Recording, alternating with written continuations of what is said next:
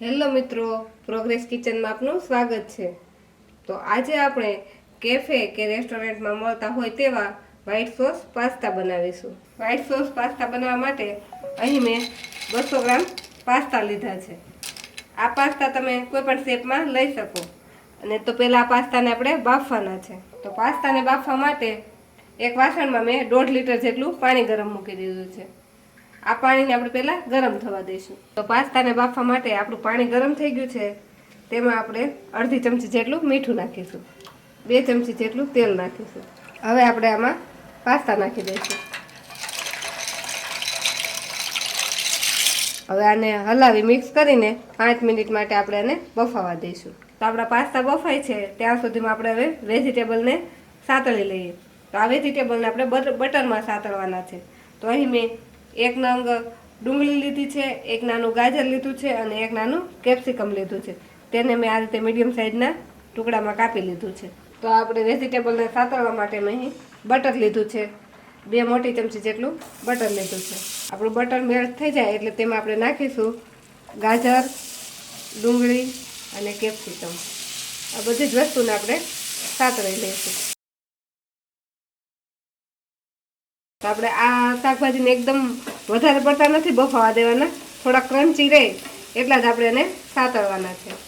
તો 2 થી 3 મિનિટમાં તો આપણા શાકભાજી સરસ સતળાઈ ગયા છે। આમાં આપણે થોડુંક અમથું મીઠું નાખી દઈશું, કેમ કે આપણે સોસમાં અને પાસ્તામાં બધામાં મીઠું નાખવાનું છે, એટલે આમાં આપણે શાકભાજીના પ્રમાણે જ મીઠું નાખીશું। મિક્સ કરી આપણે ગેસને બંધ કરી દઈશું અને આ શાકભાજીને આપણે એક બાજુમાં રહેવા દઈશું। તો આપણા શાકભાજી સતળાઈને રેડી થઈ ગયા છે।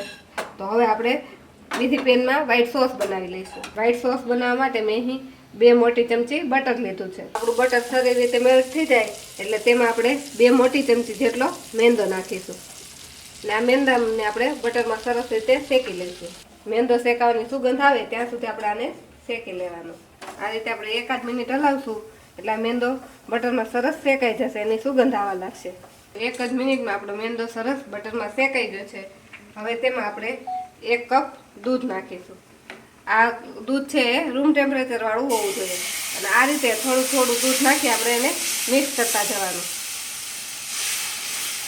5 થી 7 મિનિટમાં આપણા પાસ્તા સરસ આવી રીતે બફાઈ ગયા છે અને એકદમ સોફ્ટ થઈ ગયા છે। હવે ચાળણીની મદદથી આપણે આ પાણી બધું નિતારી લઈશું। તો આપણો મેંદો દૂધમાં સરસ રીતે આવી રીતે મિક્સ થઈ ગયો છે। આમાં આપણે 2 મોટી ચમચી જેટલું માયોનીઝ નાખીશું। આ માયોનીઝ નાખવું ઓપ્શનલ છે, જો ન નાખવું હોય તો પણ ચાલે। હવે આમાં આપણે 100 ગ્રામ પ્રોસેસ ચીઝ નાખીશું। આ પ્રોસેસ ચીઝની જગ્યાએ તમે મોઝરેલા ચીઝ પણ નાખી શકો। હવે આ બધી જ વસ્તુને ફરીથી આપણે આ રીતે મિક્સ કરી દઈએ। મિક્સ કરશું એટલે આપણું ચીઝ તરત મેલ્ટ થઈ જશે અને આપણો સોસ છે એકદમ ક્રીમી બની જશે। અડધી જ મિનિટમાં આ રીતે હલાવતા આપણું બધું જ ચીઝ આપણા સોસમાં મિક્સ થઈ ગયું છે અને આપણો સોસ એકદમ ક્રીમી બની ગયો છે। હવે આપણે આમાં મસાલા નાખી દઈશું। હવે આપણે આ સોસમાં 1 ચમચી ચીલી ફ્લેક્સ નાખીશું, 1 ચમચી હર્બ્સ નાખીશું, 1 ચમચી ઓરેગાનો નાખીશું, 1 ચમચી મરી પાવડર નાખીશું। પાસ્તામાં મરી પાવડરનો ટેસ્ટ એકદમ સરસ લાગે છે એટલે મરી પાવડર તો જરૂરથી નાખવાનો છે। સ્વાદ પ્રમાણે થોડુંક મીઠું નાખીશું। હવે આ બધા જ મસાલાને આપણે સોસમાં મિક્સ કરી દઈશું।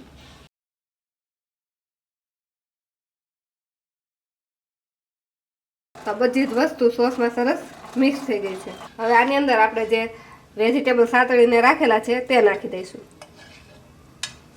આ બધા જ વેજીટેબલને આ સોસ સાથે આપણે મિક્સ કરી દઈશું।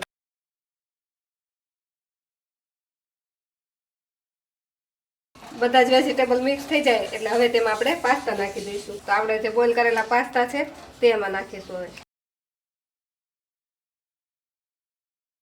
હવે આ બધા જ પાસ્તાને આપણે સોસ સાથે મિક્સ કરી દઈશું।